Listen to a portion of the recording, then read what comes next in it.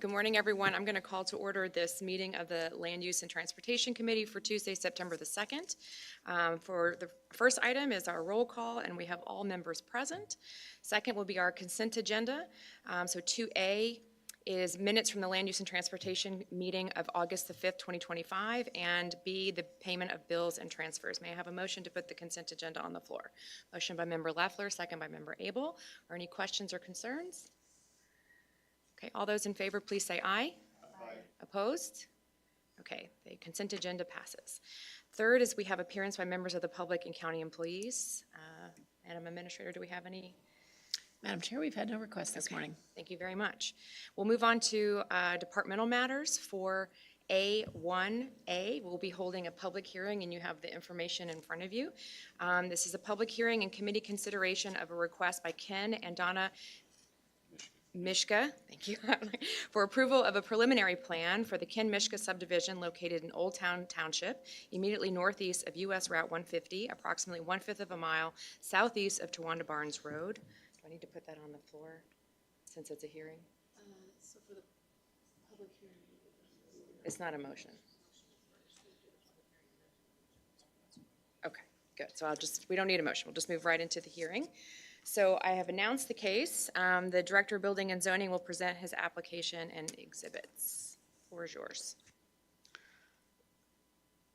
This is for a preliminary plan that includes 3 lots and 1 outlot. It's within 1.5 miles of the village of Downs, so they had to approve it as well, which they have. The Highway Department has reviewed it, as the Health Department, and the Old Town Township Road Commissioner has reviewed it, and they've all recommended approval for it. Ken Mishka is here if you have any other questions for his subdivision. Thank you. Okay. So the applicant or his rep can speak if you desire. Do you desire to speak? Just that I would say it would be the best use of that property. Sorry. This is my guy.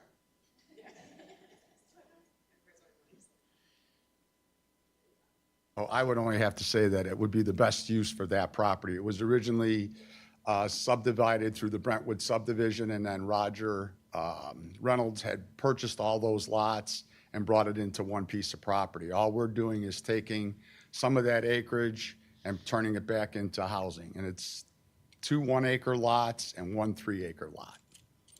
And your name, just for the record, sir. Ken Mishka. Thank you.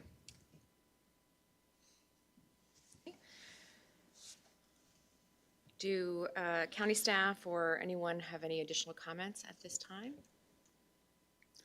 I have no additional comments. Thank you. Does the committee have any questions either for the applicant or for staff?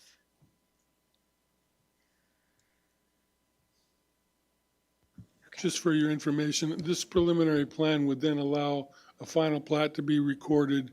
This will not actually be recorded, but if a final plat is prepared and is consistent with this preliminary plan, it could be administratively approved and then recorded. Any questions about that? Okay, are there any other parties present who have interest in the case and would like to be heard?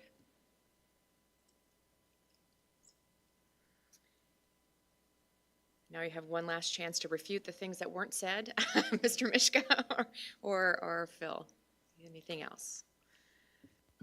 I have nothing to add.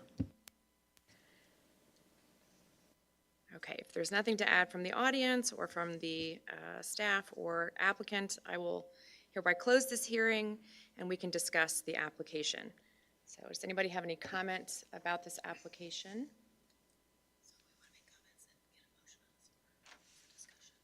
Okay, can we get a motion on the floor to discuss this hearing, this case?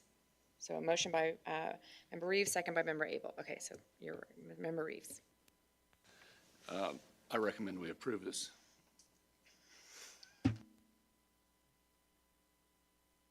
Anything further? Okay, we have a motion on the floor and a second. All those in favor, please say aye. Aye. Opposed? Okay, it passes. I would just ask all the members if you could pass these down at the end of the meeting or now. I have to sign them and give them back over. Okay, thank you. We'll move on to 4A, 1B, request by the Land Use and Transportation Committee for a text amendment of the zoning ordinance to adjust special use permit time limits and create a process for extensions. This request for a text amendment would go to the Zoning Board of Appeals for a public hearing. Can I get a motion on the floor for that? A motion by Member Fagan, second by Member Zebarth. Phil, do you want to speak or do you want me to speak? You go ahead. This was done at the request of Chair Leah Klein, and most of the legwork on this was done by Don Rude. But what essentially it does is it extends the special use to 3 years from 2 years for controversial cases or large cases like wind solar farms, whereas in the past they'd requested an extension or a waiver of the 2-year requirement. Now this would allow them to have 3 years instead of 2 years. And this also then would allow someone to extend a special use by a year. And as I said, Don Rude did most of the legwork on this. If you may want to add anything.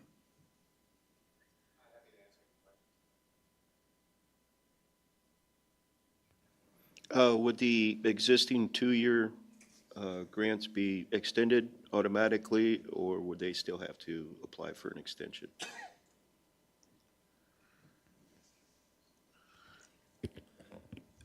It would be, the normal 2-year time frame would be intact currently, and if anybody needed an extension, they could make that request, and if it was deemed reasonable, then it could be granted for an additional 12 months, and they would have to pay a $400 fee to make the request.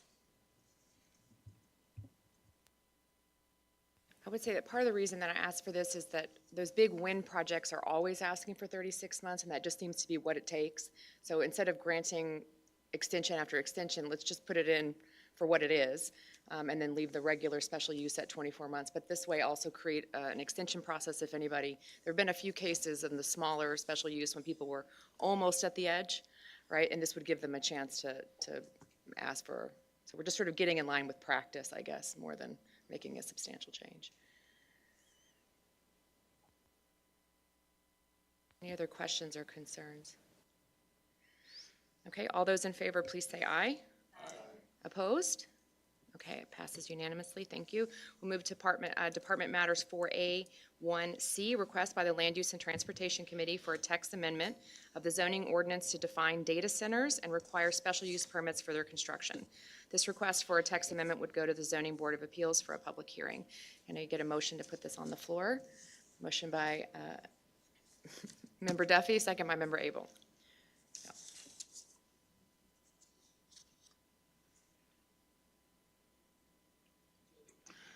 Yes, this was also done at the request of Leah Klein because she was concerned that there were going to be data centers requests to be put in the county. For your information, Normal doesn't have any special use requirements at this point. They'd have to draft them up yet. The city of Bloomington has 2 existing data centers that are relatively small that have been in the city for several years. They have recently adopted data center rules that would require certain use standards. So at the request of Chair Klein, this placeholder draft or this placeholder text amendment is put together so that if someone would apply for a data center, we would have a special use procedure for them to go through, and we could at some later date add additional use standards. At this time, we have a definition, and it basically says it has to meet pollution control standards for noise. And it's allowed as a special use in the agriculture, the commercial, the M1 and the M2 districts. And it has a use standard entitled FFF. If you have any questions, I could go further.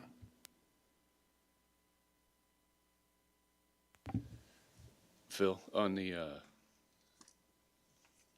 is that rated in decibels, or how do they rate that? And then from where to where, what is the range? Well, they're relatively complicated as far as use standards for the Illinois Pollution Control Board, but it has to do with what zoning district it's in and what the area around it is zoned and used for it. It has a more strict standard if there's a residential use nearby. So just to follow up, I would say, I mean, what we know is that, I don't know that there's really any imminent threat of a data center, but some of the strategic land use plan conversations that I have watched, the question by rural residents has come up over and over again. They're suspicious that that might be coming. And there was a new state law that allows Benward to use essentially gray water for cooling. So there are some signs that this might be possible. Champaign County already has the same exact language, basically, and forces data centers to get a special use permit. So I'm really sort of just tracking along with what neighboring counties have done. It may be far in advance of what's needed, but it feels important to have something at least defining that type of use as something that should be required to go through a permitting process. That's it. And as I say, we could go back later and add a bunch of specifics to it, but at least it's defined for now. This is sort of how we did the CO2, is that we defined it and then we went back in and had a long conversation about what's appropriate and what's inappropriate and carried it through. But since something's already going to go to the Zoning Board of Appeals, I thought let's just piggyback this on for now. Yeah, and as a follow-up, these two text amendments would be publicized in the newspaper and then go to the Zoning Board of Appeals for the next ZBA public hearing. And then after their recommendation, it would go to the county board for approval. So it'll be at ZBA next month, right, in October? Yeah. Any other questions? Okay, all those in favor, please say aye. Aye. Opposed? Okay, that passes unanimously. Thank you. Phil, you don't have anything listed under other, but you have anything you want to speak about? I have nothing to add. I did, just to remind people that tonight there is another ZBA hearing, right? And that will be a continuation. Is it just the continuation of the Dawson hearing, or The is there another Dawson case? Solar Farm is going to be heard for the third night, and it may or may not be completed tonight. If it isn't, it may go on tomorrow night. We'll have to find out how far it goes. Okay. And that starts at 7 in this room, right? That's correct. Okay. Anybody have any questions for Mr. Dick? Okay, thank you, Phil. We'll move to 4B, Jerry Stokes. His first item, 4B1A, request approval of a motor fuel tax resolution for Leroy School Road, CH40, section 22-00029-04-RS. May I get a motion to put this on? Member Zebarth, second by Member Reeves. Thank you. So this is a project we're looking to complete in 2026. It's going to be a cold-in-place recycle project. And so this resolution allows us to get it in the motor fuel tax system with IDOT so we can start the environmental process and all the paperwork and the design process here. As soon as our construction projects are completed this fall, we'll probably start working on this over the next few months. And we'll come back with more resolutions for the actual construction costs, but this kind of covers a little bit of construction, the preliminary design work, and then the construction engineering as well. Does anybody have any questions for Jerry on this? Okay, seeing none, all those in favor of 4B1A, request approval of a motor fuel tax resolution for Leroy School Road, say aye. Aye. Opposed? Okay, that passes unanimously, thank you. Jerry, 4B1B, request approval of a bridge petition for joint culvert replacement, number 1, for Cropsey Road District. May I have a motion? Member Fagan, second by Member Duffy. Thank you. So this is another joint culvert project. Township reached out to us to look at, and so this particular spot has 2 culverts. One's a 30-inch and one's a 24-inch, and I think I think originally there was a 30-inch in there, and so it's at one level and it's starting to rust out, and then they put a 24-inch. And it's about a foot higher than the other one, so it doesn't really work hydraulically. So we're going to take both culverts out and put one culvert in there for the township. Does anybody have any questions about this item? That sounds smart. Go ahead, Member Fagan. Will there be any road work additional to that needed, or just the culvert and what's above it? Just the culvert and then replacing probably hot mix the culvert back. Okay, any additional questions? Okay, all those in favor of 4B1B, request approval of a bridge petition for joint culvert replacement number 1, please say aye. Opposed? Thank you, that passes unanimously. Okay, Jerry, 4B1C, request approval of updates to county ordinance imposing weight limitations. May I get a motion to put that on the floor? Member Reeves, second by Member Leffler. So this is an update to our ordinance that we have in place to where it, basically all the roads in the last 2 years that we've resurfaced and upgraded to 80,000-pound roads, or the roads where we received truck access route funds to where they become Class 2 truck routes. And so we got different classes of the weight limits in there for our oil and ship roads and our hot mix roads.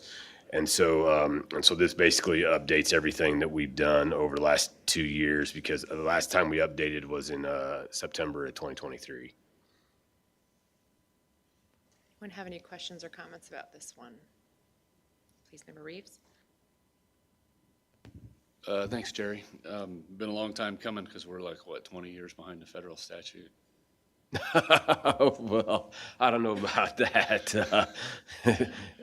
What do you say we strike 90 and put, or 80 and put 90 in? Let's get progressive with these weight limits. I don't think so. Come on, Jerry.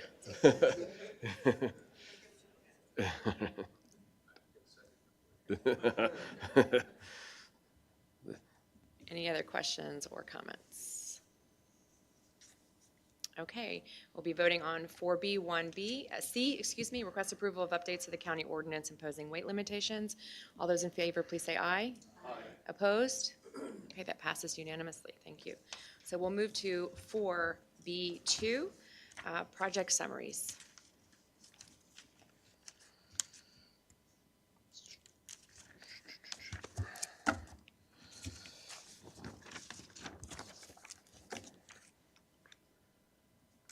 So we're able to complete quite a few projects here over the last month or so.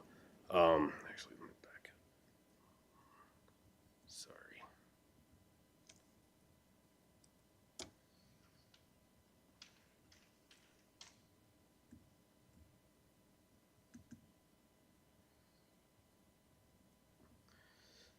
So this was the Golden Bridge there north of Leroy, and it was opened up on August 12th.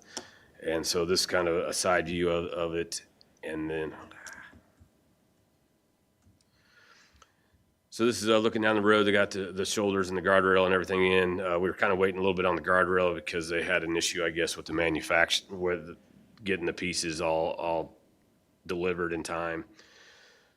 So this is looking to the north, or I'm sorry, looking to the south. And so there's a picture of the west side. So yeah, project turned out really good, nice bridge, smooth. So any questions on that particular project? Okay. The next one is PJ Keller Highway. I think I showed some pictures of that last month. So that's all completed. It's our federal project. So we're pretty close to coming under on this project, and with the safety shoulders, everything's been painted.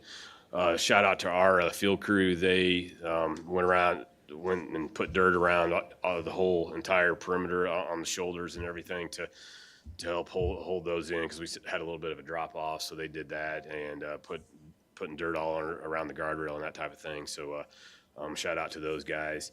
But any questions on those? I know I kind of showed that last month, but we're pretty close. I think this will be pretty close to the final cost on this particular project.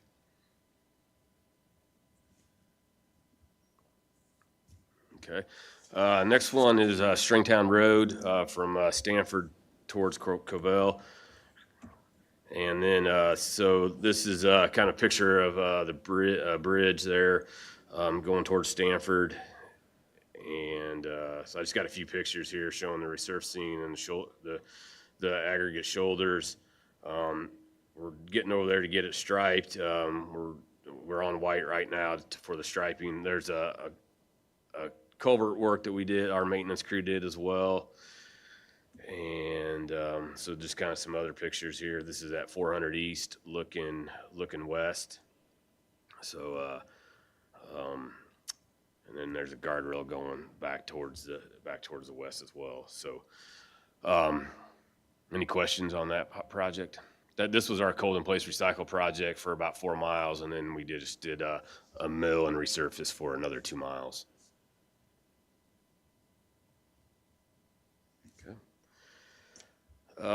So the next project is the Kruger Bridge, and I showed some pictures of that last month. This is west of Hudson, and so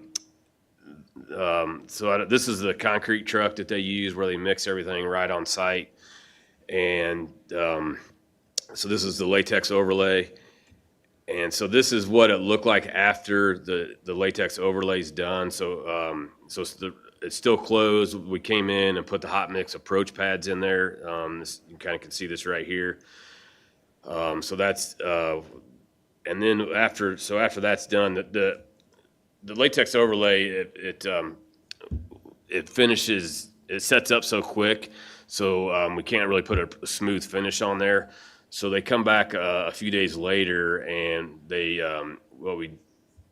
profile the deck in a sense to kind of smooth everything out. And so that's what this machine here is doing, basically.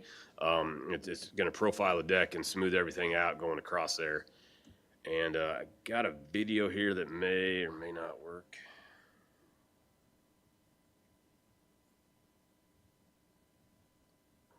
So basically they're taking about maybe an 1/8 inch to a 1/4 inch off, and just basically just to smooth the profile along there, just because they're not allowed to finish it,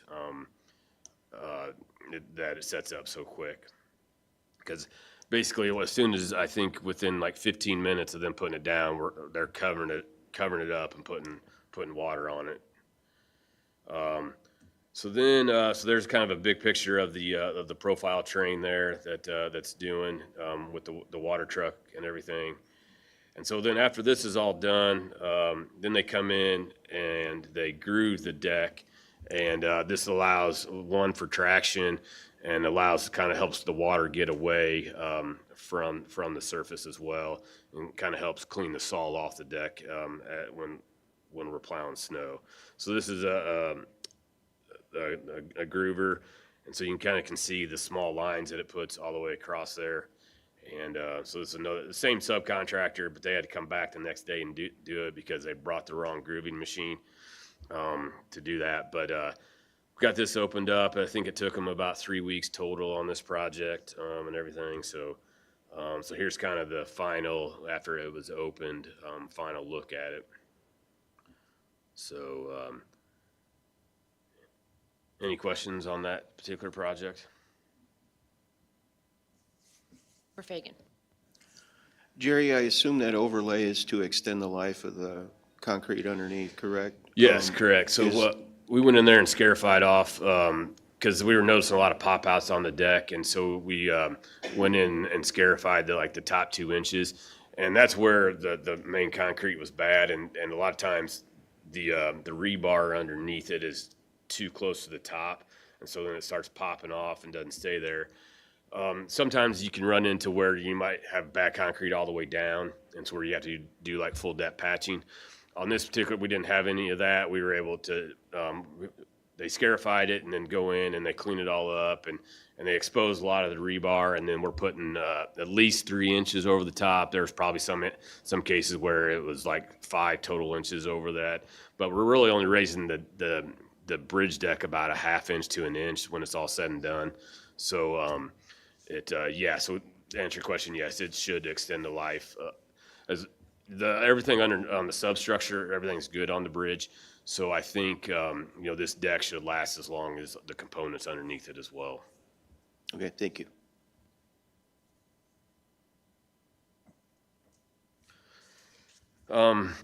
So the next project we have is the Tawana Gridley Road going from I-55 north up to PJ Keller Highway.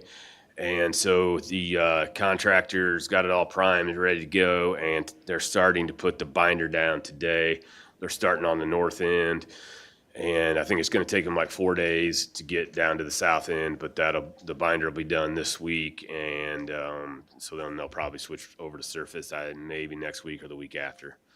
So that project's moving along, so hopefully we can get done before harvest really kicks off.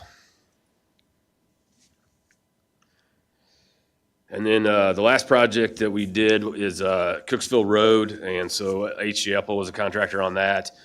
This was a small project in Cooksville. It took them like 4 days to get this completed. They went in and milled it, and then put binder and surface down on it. So it was I don't know, half-mile project or something like that. So it's all complete and all opened up. And so yeah, it came in. I think it's going to come in a little bit under what the total price is there. I think it was around 200,000 or so, 210,000. So good project overall, nice, easy project for us to complete. So yes, I think that's all the projects I got. Happy to answer any questions. Anybody have any questions for Phil? Please go ahead. I travel a lot of these roads, as you well know, Jerry, but a lot of people appreciate pushing back the guardrails on the new bridges to allow equipment to travel up and down. And then I know it's not cheap, but hats off to our contractors because these things are super smooth. And even that Leroy Bridge where they meet right across there. Good. Anybody else? Thank you, Jerry. Get a couple more months of good weather, right? So, hopefully, right? Okay, we'll move on to 4C. Ray Lai with the Regional Planning Commission. Mr. Lai does not have any items for action, but wanted to give us an update on the strategic plan.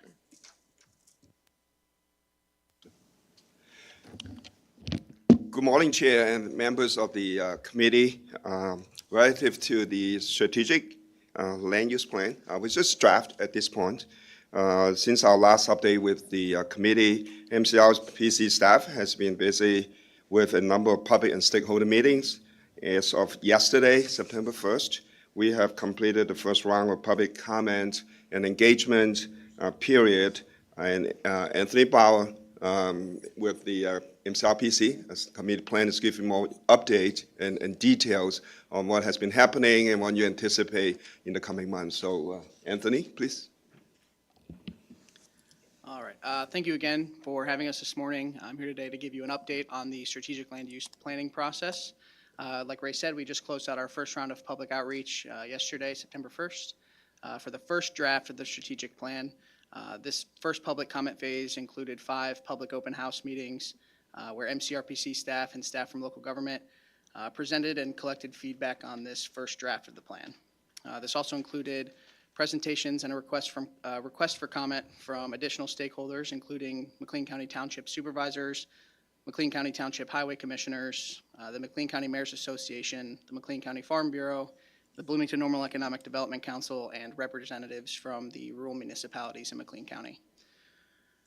During this first outreach, we collected valuable public comments that will be used to help guide the revision of the second draft plan. We're now in the process of incorporating those comments into the second draft.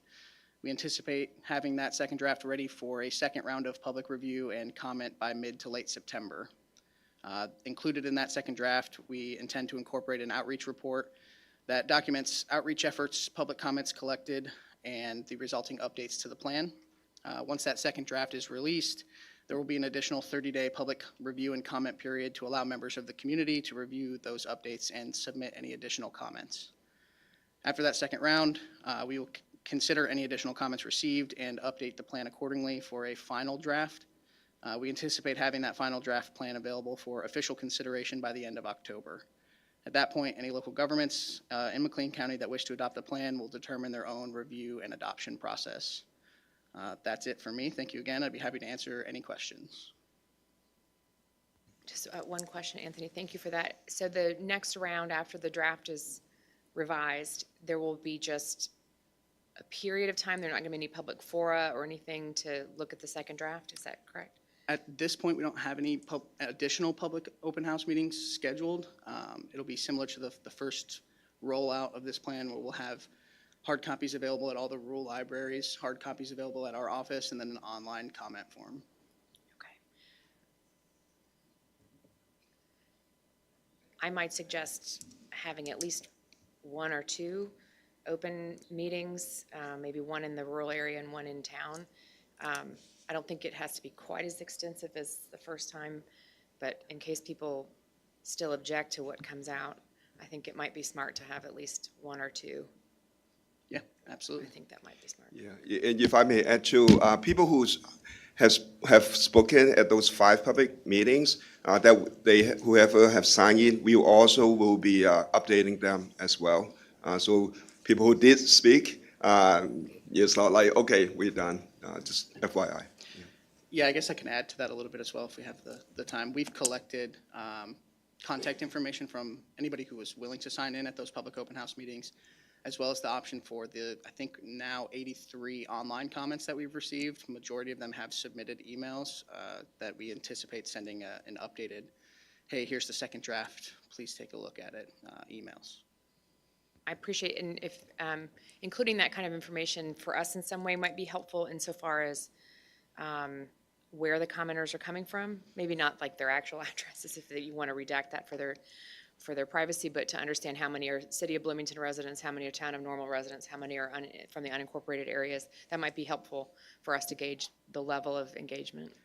Yeah, so we did consider that once we started planning the open house events. So everybody who signed in, which I'm not positive that everybody who attended signed in, but we did ask for a zip code that would help us kind of distribute where those folks were coming from. But I believe that's the only information we have. Well, that's good enough. That helps Yeah. us to understand the kind of the engagement process. Yeah, so thank you. Member Zebarth. Thanks for the update. Can you provide maybe just briefly what primary feedback or concerns that you've heard and how you've applied that to the plans from a revision standpoint? Yeah, so really the two large things that stood out were the East Side Highway and the industrial zoning or industrial land use classification in Southeast Bloomington. Currently at this stage, we're actively updating. We've had to wait until yesterday for the outreach to close until we can consolidate all of those comments. So we're not quite there with a finished update, but I do know that on Friday we'll be meeting with city, town, and county road officials to discuss the East Side Highway and how we want to address that in the plan. And then we have met with City of Bloomington staff to address that Southeast Bloomington area.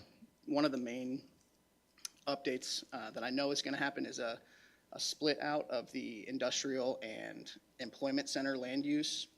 In that first draft, those were one land use. In this updated revision, those will be two separate land uses with two separate descriptions. Yeah, I think that would be of great value if you kind of highlighted how you received the feedback and what changes were driven because of that feedback. Yeah, we are working with a partner from the YWCA, and she's helping us put together an outreach report that will be included in this revision. So it'll outline where we got comments from, what they said, and how we address them. Member Duffy. Yeah, I know you said at these open houses, not everyone who had attended had signed, but I'm just wondering, as you've done a couple of these now, how attended are they? And what's engagement kind of look like? Yeah, I think I was pleasantly surprised at the amount of people that showed up. I think out of the 5 outreach events we had, I think we had roughly 75 to 80 people total, roughly 20 to 25 per. We did have one on a Friday that did not have as well of attendance as we had hoped for, so that's a learning step for me. But yeah, all in all, out of the 5, I think we had roughly 75, 80 people. Any further questions? Okay, we look forward to the next step. Thank you. Thank you so much. Thank you. Okay, are we good? Okay, so I'll move on to item 4D, Cassie Taylor, County Administrator. Do you have anything for us? Thank you, Madam Chair. I have nothing to present to this committee. Great. You have something to say? Then we'll move on to other business and communication. Member Reeves? I think it was last month now, in Towanda, we had a weather event, and I really haven't gotten a clarification on what it was. Some say it was a non-ground engaging tornado. Some people say it was something else. But nevertheless, tore down a lot of trees and power lines. And I wanted to give some special thanks to some people, specifically Metcom, because I'm sure they're the ones that received the first call and coordinated most of this. In response to that, we had Towanda Fire, Lexington Fire, Union Pacific, because the winds broke the crossing gates in town, and Ameren, Illinois, Corn Belt, McLean County Sheriff's Department, but more specifically, the members of the McLean County Highway Department. Most of them were on their way home and stopped in their personal vehicles to make sure that the railroad track was closed so nobody got hit. And I've got a list of these people I'd like to run down. So Adam McKinney, Evan Birkenbiel, Nick Drinkwater, Zach Way, Mark Opperly, Craig No, Adam Edwards, Paul Harrison, Logan Elias, Jason Corman, Nick Bose, Eric Brad, and of course, Mr. Stokes, for making sure they had the equipment. Within an hour, they were there to get the trees off the road and then facilitate getting the place back together. So thank you very much for all everybody did.